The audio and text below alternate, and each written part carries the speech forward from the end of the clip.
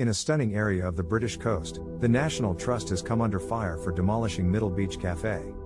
This beloved eatery has served sunbathers, swimmers and walkers for decades and has become a treasured landmark in the region. Despite the cafe being in no imminent risk, it was bulldozed over fears of coastal erosion.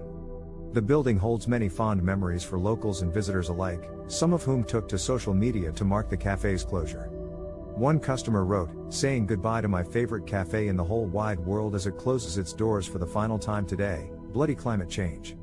The National Trust is citing coastal change and slope instability as reasons for its closure, but locals are not buying it, bewildered by how quickly the old cafe has been leveled and replaced with an uninspiring temporary catering unit and a car park. Andrew Parsons, a local resident fighting to save the cafe, wrote, "There was nothing wrong with the cafe and it was not falling into the sea. It is outrageous what has happened to it.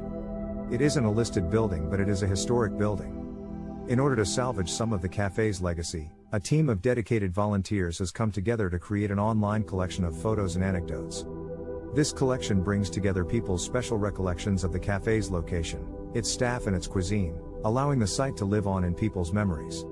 What the National Trust is doing, however, is much more symbolic. Coastal erosion is an increasingly serious problem, and the destruction of this beloved cafe serves to demonstrate how urgent the issue is. Sea levels are continuing to rise, putting sites and structures all along the coast at risk.